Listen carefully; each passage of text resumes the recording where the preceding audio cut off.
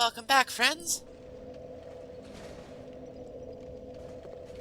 Today we are going to figure out what the hell we're supposed to do. We are also going to demo the Majestic Greatsword, which we picked up quite a while ago back in Broom Tower. I almost said Iron Keep, but that's a different place. Both Iron King related, but Broom Tower is different. So the first thing about the Majestic Greatsword is that if you wield it in the left hand, you get a unique moveset.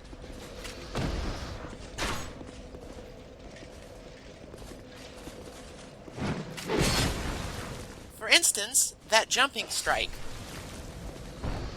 You can only use that while you're two-handing it, but it is quite powerful and helps close the distance. Now, like I've mentioned several times before, we don't know what to do. What the hell is going on? What did that dragon tell you? That thing is a prop, a false deity. Don't be fooled, my undead. Seek the forest, you, where those wretched giants slumber. Seek the forest. Well, that's something to go on anyway. I figured that with our quest to talk to the dragon complete, we should probably check in with people who might sort of know what's going on.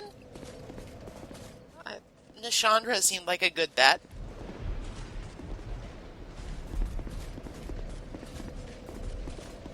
Neither the Ancient Dragon nor the Emerald Herald were particularly forthcoming.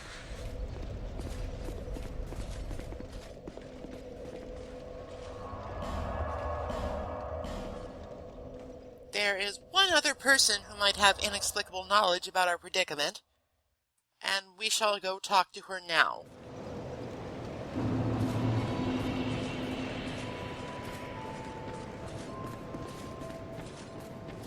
Shelqua the cat has spent most of the game just hiding out in this house and knowing a lot of interesting things for no real apparent reason, so let's plumb her knowledge a little bit more.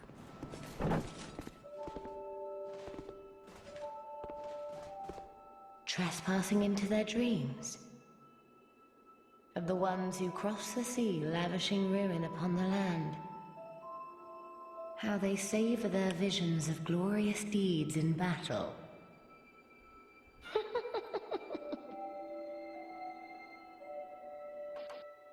Once, people... Well, I mean, as usual, nothing she said was particularly clear.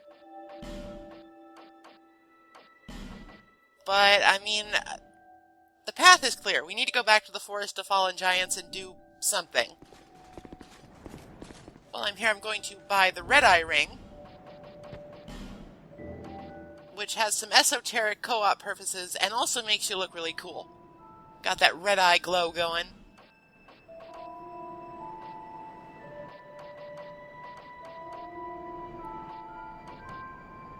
Once again, I am stymied by the sheer number of rings I've collected and can't figure out what I want to put on.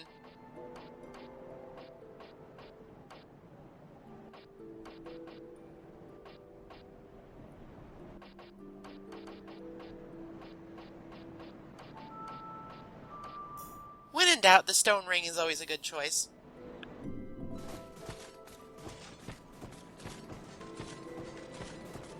Now, with those conversations out of the way, let's take a look at this Ashen Mist Heart that we have received.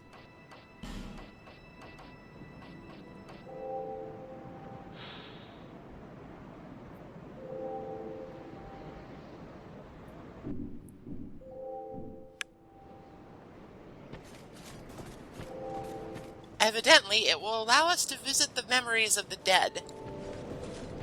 Or the withered.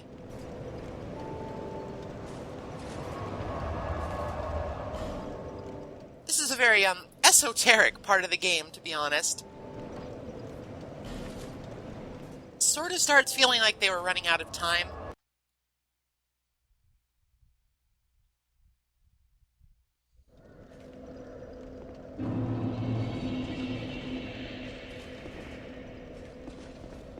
That's as may be, but we have a job to do.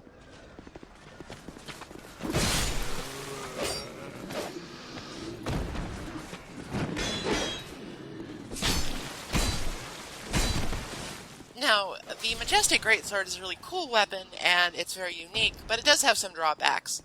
Reckless use of its special moves will probably just get you killed.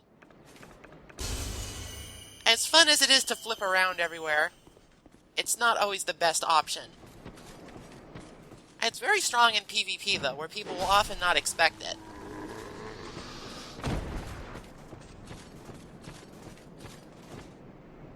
Well, there's one of the dead giants.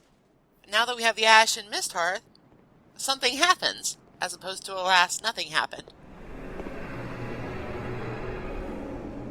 The dead giants now act as waypoints into little sub-areas.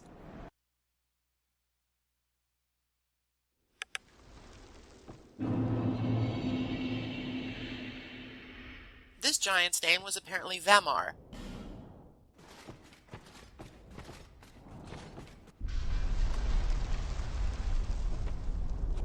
We are now, I suppose, in the past, or some representation thereof. What are you doing here? You are not one of our soldiers, and I don't take you for a mercenary. Whoever you are, this is no battle to involve yourself in. Whether you are guided by bravery or brashness, this is no place for you. I am Drummond, and the Lord has placed this fort in my hands. Whoever you are, I forgive your trespass, but leave this place immediately. Just mention my name, and no man will challenge your exit.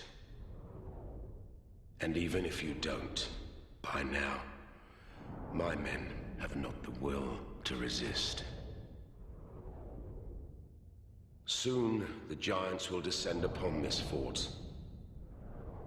It is revenge for the kingdom's misguided barbarism.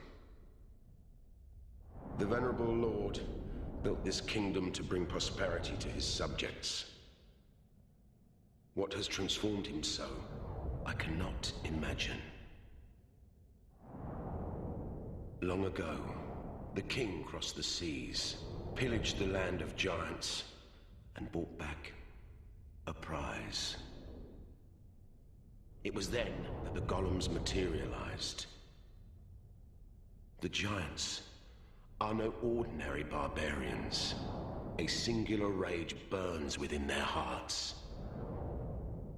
My father and his father both fought the giants on this very land. The giants have wills of steel. They cannot find it within themselves to forgive the misdeeds of our Lord. Did you see him? That towering monster among them. That is most certainly their king. He will be a thing to topple. Even if I should die trying. My blade may break, my arrows fall wide, but my will shall never be broken. Those who live by the sword will die by it, and I, Drummond, won't go down without drawing mine. Be gone with you. This fort will soon fall. Be gone before the giants are entirely upon us.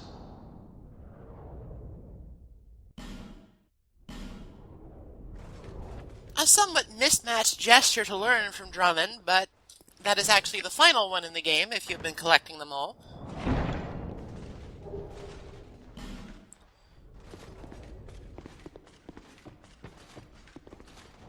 Drummond actually is a fairly valuable source of information as to what exactly happened to the kingdom of Drangleic before we arrived. Oh god. That's basically what happened, by the way. A giant busted through the wall. The metaphorical wall.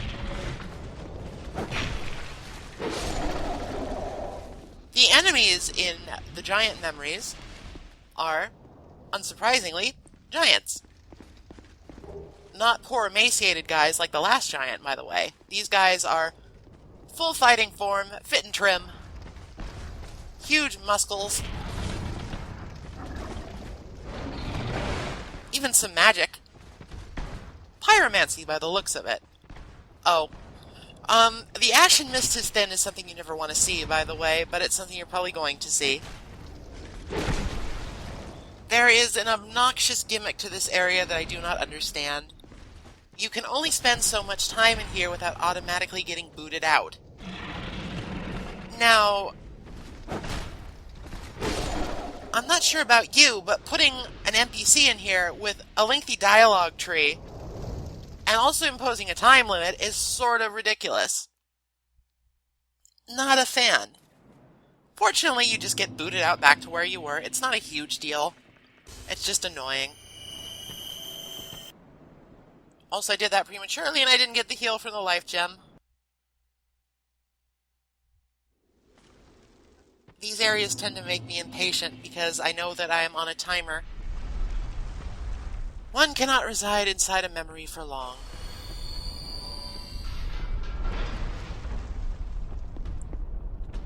After his initial bust through the wall, this giant actually becomes much more feisty and will simply wait for you at the door. The giants are fairly difficult foes. Even the ones that wield nothing but their bare hands can deal a lot of damage and can knock you down. The giants with the war clubs are probably the most dangerous because, well, if you get hit by one of those, you're not in for a good time.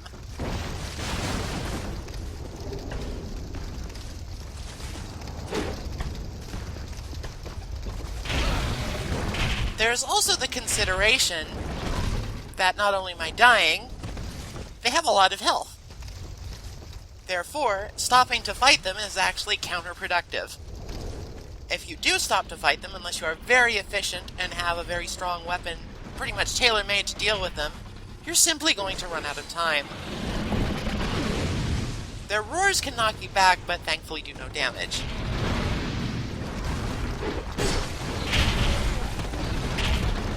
Also in the memory, you will find royal soldiers before they had gone all hollow. They will be fighting the giants, though they will also fight you if they see you. Unfortunately, Hal cannot speak and mention Captain Drummond's name.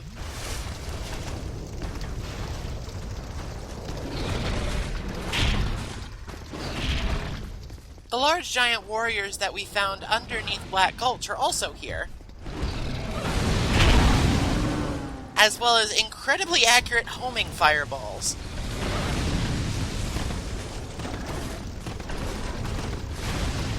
So, we have a lot to do today, such as pick up that giant war club.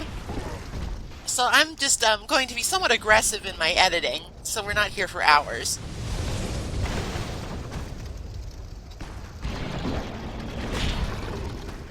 The Blossom Kite Shield is an important find.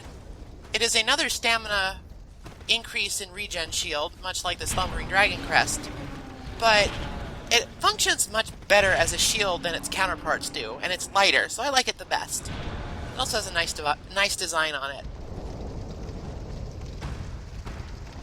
I'm not sure how I escaped that morass of giants. I'm just going to assume that invincibility frames are overpowered and be on my way.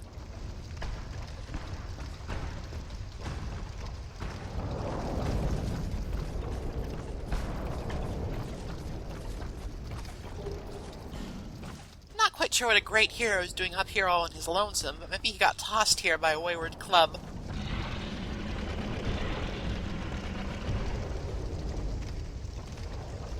The memory of giant areas are pretty cool, and I like them a lot, and it's really chafing to me that you only have so much time to spend in them before you're forcibly kicked out.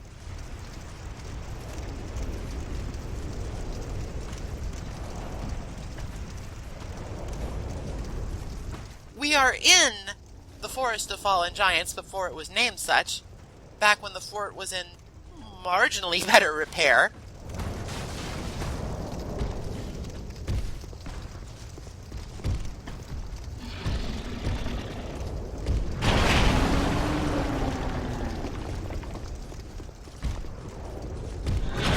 The exit points from this area are these giant corpses with the purple hands.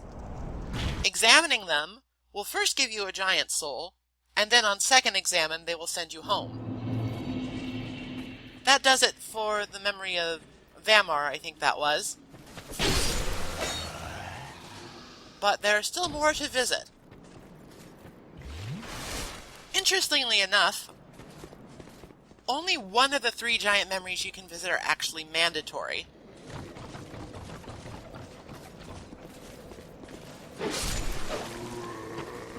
The one we just went to was completely optional. But there's some nice stuff in them, so it's not like you don't want to visit them.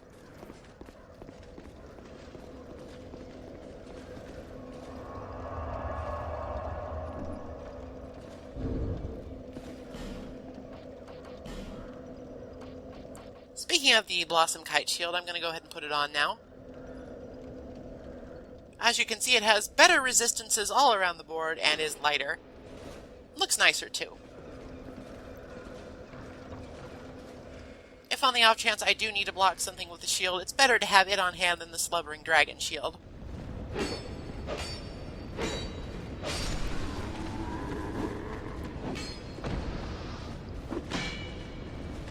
Sometimes it's really hard to hit stationary targets.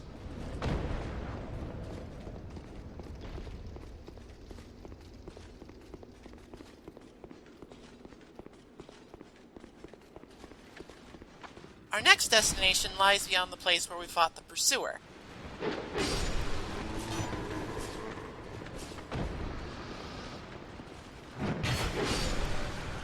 The leaping attack actually has a secondary function. If you collide with an enemy while you're in the air, there is a good chance that you'll actually stagger them a little bit. This prevents untimely shield blocks and retaliation if you do it correctly.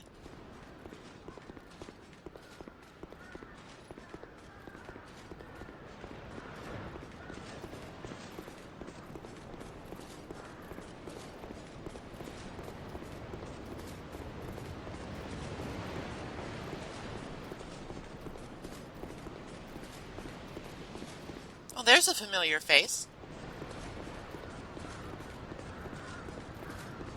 Hello, Benhart. Well, we meet again. What are you doing here? Who'd have thought we'd meet in a place like this? Fate just won't let us stay apart, will she?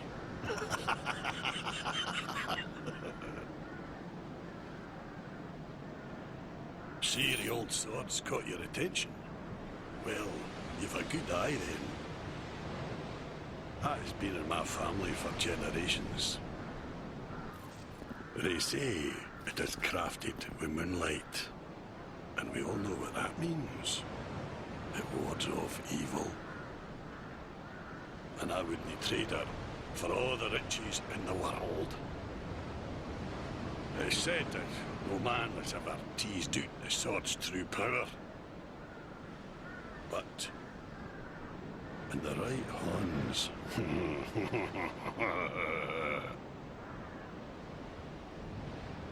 I see you've taken a liking to the sword. Well, I applaud you, for you've a sharp eye. But this is one sword, pal. I wouldn't be giving up. If you still insist on having it, then you will have to pry it from my cold horns. We have outwitted death a good many times. Oh, my dear friend, take these.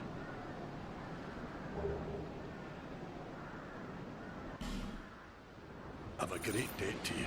I, Benhart, swear by my honor to aid you in your darkest hour, so no problem, pal. Have a great... Well, after that completely baffling exchange, we get Benhart set and the Blue Moon Greatsword, which, as suspected by Magarold, is in fact a fake. However, don't let that dissuade you from using it. If you enchant it with raw damage, it actually has very high base damage output, making it a decent weapon for a character that doesn't really specialize in any one stat. I might test it out a little bit, but I've already got so many different weapons to use.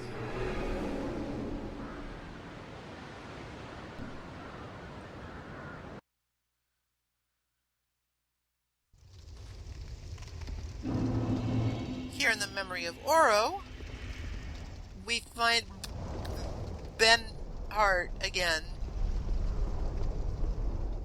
Hello. Oh, look at you, old friend. I see your travels way up on the edge. Just remember, I'm always ready to help. My homeland is in the Far East, a kingdom of honourable fighting men. And this sword yet awaits a true man to wield it. I know how swords think, you see. My homeland. Well, Ben Hart is literally magic because he followed us into a frickin' memory. He's also very indecisive because after swearing that the only way we'd get his sword was from his cold dead hands, he gave us a spare copy of it. So, you know.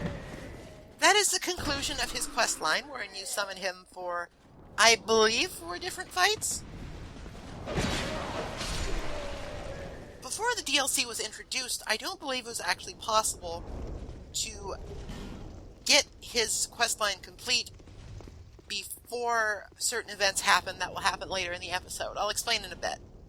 But with the addition of the Squalid Queen fight, where you could summon Ben Hart for help, you can actually get his stuff a little bit early, which also makes his dialogue even more nonsensical. I have no idea what they were doing with Ben Hart in this part of the game. It just does not make any sense to me. Now, speaking of not making much sense, this is the only Pharaoh's Lockstone switch in the game that is actually a trap. If you activate it, you will get attacked by a saw blade from the wall and waste a stone. The way forward is actually in a secret door, which is kind of an unnecessarily dick move, but you know. I'm not a game designer. For your troubles, you get a fire seed and the steel armor set, which is some, you know, it's pretty okay heavy armor. At this point in the game, it's a little underwhelming. A little mundane, too, given where you find it.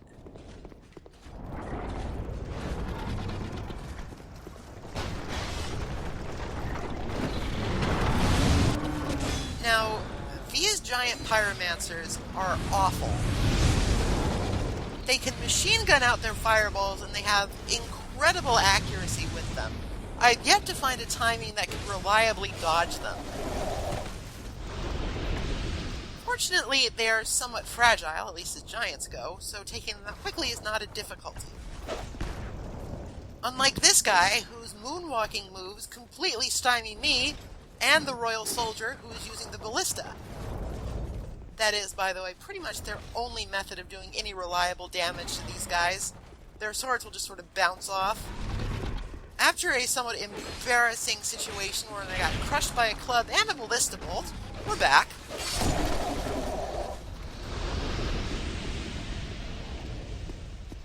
Nothing bad happened, I assure you. And now we're going to uncover a bit of a secret. This is probably one of the more well-hidden areas in the game because it requires an interesting interaction with the environment.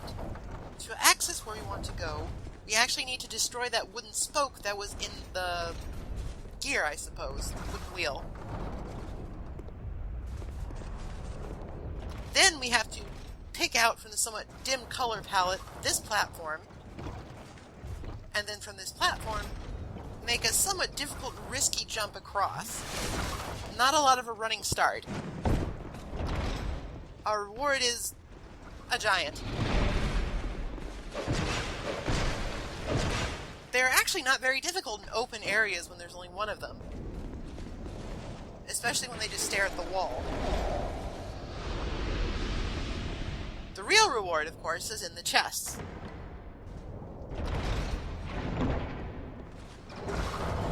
A bonfire aesthetic or two. And a unique weapon in here. Grand Lance. This is actually the weapon that Meldron the Assassin was wielding to great effect. It's a powerful pokey weapon. I'm not sure if I will upgrade and use it in this playthrough or not, given my somewhat prevalent predilection for spears. But maybe if people want to see it, I will. I don't know. At this point, I'm just sort of taking requests. With the Grand Lance retrieved and Benhart talked to, all we really have to do here is pick up a couple of stray items.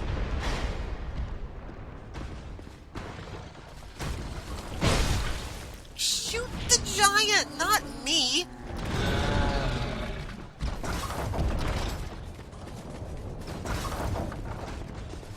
The exit and the giant soul lies up here past the ballista.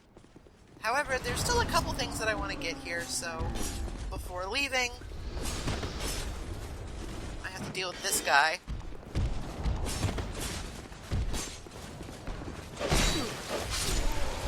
The Royal soldiers and infantrymen are actually quite a bit stronger here than they are in the Forest of Fallen Giants, both because they are not hollow, and their military training and equipment are still in good condition. Goddamn Fire Snake Owens. I love that spell. Sorry, anyway. Don't underestimate the Royal soldiers here. They are quite potent. This is back when they were a proper military, not a bunch of roaming zombies.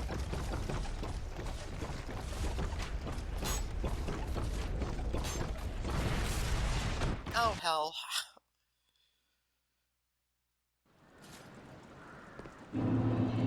Against my better judgment, I'm going back in for the one item that I missed.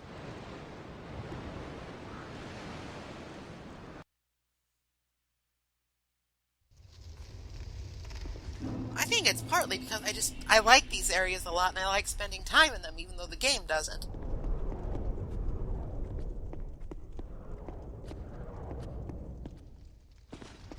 Even the Royal Infantrymen in that room are probably best left avoided if you don't have business with them, such as the secret doors.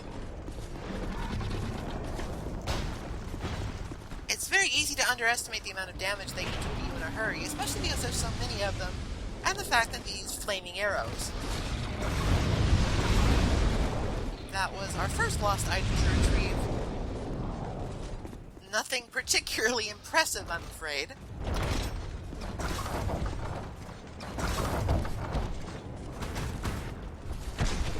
And the last one lies up here. Actually, getting up here without getting knocked off the ladder by arrows can be difficult. You sort of need to gauge your ladder sprint, as I awkwardly call it, to evade the arrows being shot at you.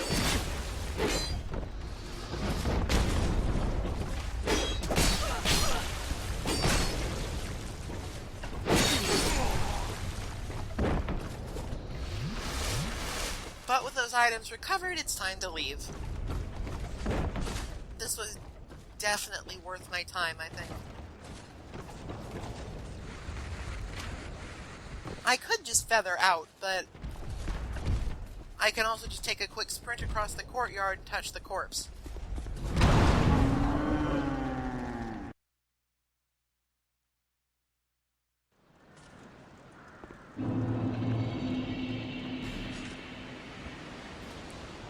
Now I can feather out.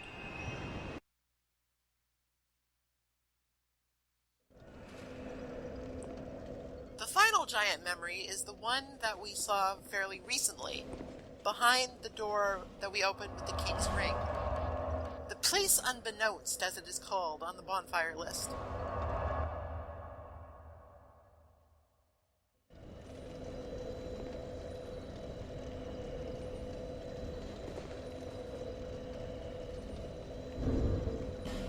Just going to change out my spells a little bit, as well as my equipment.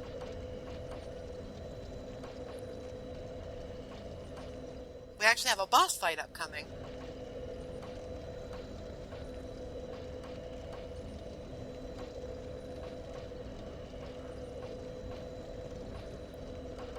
So I'm going to re-equip the Helix Halberd, switch to my normal hand configuration, Fortunately, Hal is ambidextrous. For the most part. And equip a couple spells that I will promptly forget to use, because the Helix Halberd is really good. It's a problem I have often in these games, to be honest. I sort of forget all of my options sometimes because I tend to favor one over the other.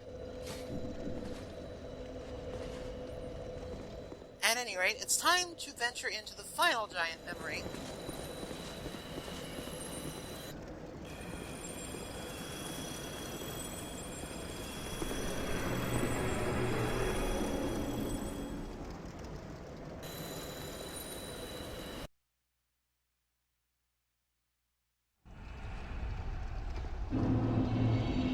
This is the memory of Jay. There are two NPC summon signs here. Benhart of Jugo and Captain Drummond. Since we've already completed Benhart's questline, we do not need to summon him here, so I think that I will try out Captain Drummond. I think that he'll be tickled pink to be able to help us in the upcoming fight. Before the DLC, you needed to summon Benhart for this fight. Oh goodness, in order to complete his questline successfully. So this is the shortest memory, and it is also the only mandatory. However, it is not necessarily easy, because either giant pyromancers or catapults are bombarding the ramparts and doing a hell of a lot of damage. This giant head also rolls down from the statue, and you might actually recognize this place as the the Pursuer's Arena. I almost said the Last Giant's Arena, which you might forgive my slip-up because we are now facing the Giant Lord. This is the enormous fellow that Drummond talked about when we spoke to him in Vamar's memory. So it seems only fitting that we take him along to help bring him down. The Giant Lord is not a difficult boss. He does a lot of damage with his attacks, and it's difficult to see what he's doing. But if you pay attention to sound cues, watch his feet, and don't get too greedy, it's actually a fairly simple fight.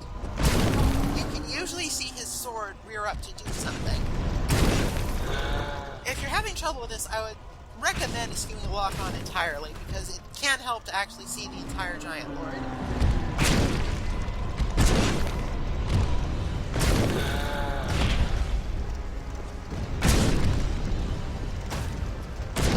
With Captain Drummond's help absorbing foot blows like a champ, he falls fairly easily.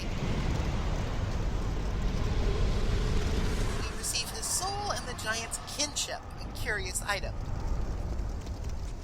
Before we leave, there are a couple of things that I want to check out here, because this is probably one of the more visually impressive areas of the game that you probably will not check out in detail, because, you know, there's ballistas firing at you, and you have a time limit, and there's a Giant Lord, big sword, and it's just kind of a mess all around. Before we attend to that, though, we should at least pick up the last giant soul here.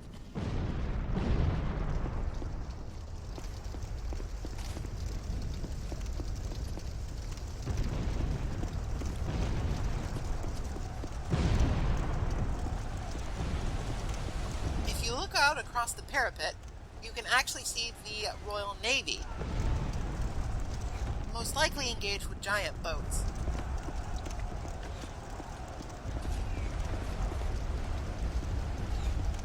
Explosions and arrows and ballistas and splashes in the water, and it's really impressive. Less impressive and more bizarre is this fella. That giant has this weird demon face instead of the usual hole that the other giants have. Most likely a leftover asset from something that they either forgot to change or left in as an Easter egg.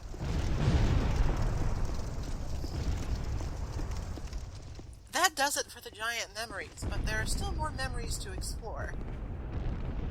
After all, this episode is entitled Ancient Memories. But who else might have a memory?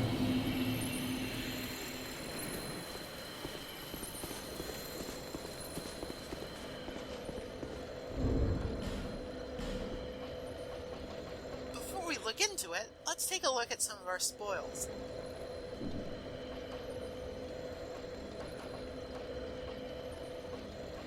Once I can find it. The Giant Lord's soul is actually one of the bright fiery ones. However, if we also look at the soul of the last giant, we find out that the Giant Lord and the last giant were the same person. Which might begin to explain, depending on one's interpretation of temporal mechanics, why he was so angry when he saw us for the first time. The Giant Lord's soul explains why the giants were so pissed off at Vendrick, because the prize that he brought back from their lands was the giants themselves. He enslaved them.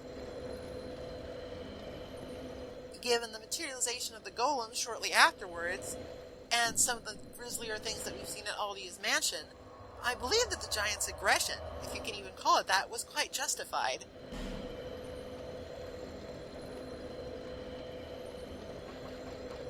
It seems that King Vendrick was not always this kind of tyrant, at least according to Drummond, but something changed him.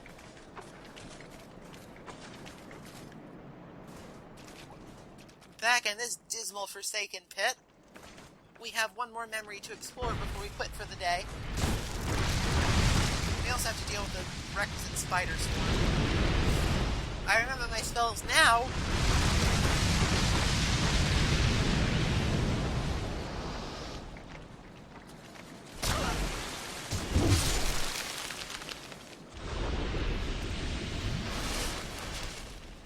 The giants are not the only powerful beings whose memories remain after death. This fossilized dragon corpse actually has a memory of its own.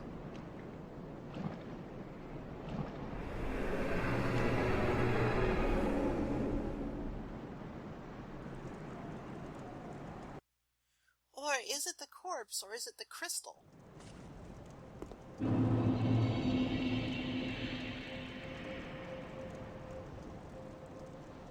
In this memory, we are taken to a place that is entirely new.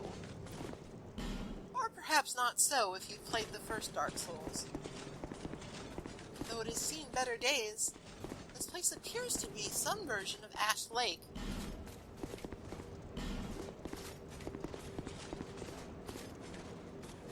There's not a lot here, there are no enemies, and only one thing of note. The path is not immediately obvious, and you can explore a little bit, but there's nothing to really find.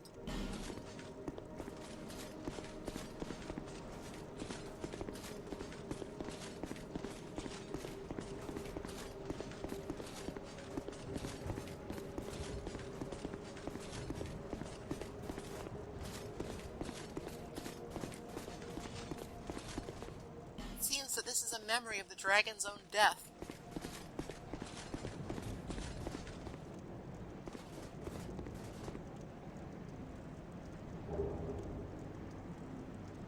What could have happened here?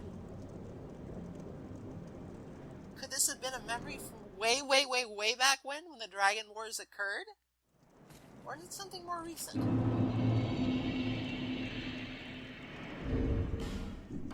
The reward for visiting the dragon is the ancient dragon's soul.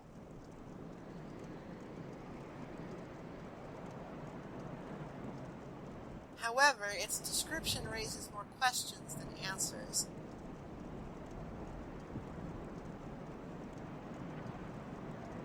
Why would the ancient dragon's soul, belonging to the dragon that stands deep within the shrine, be in a memory of Ash Lake?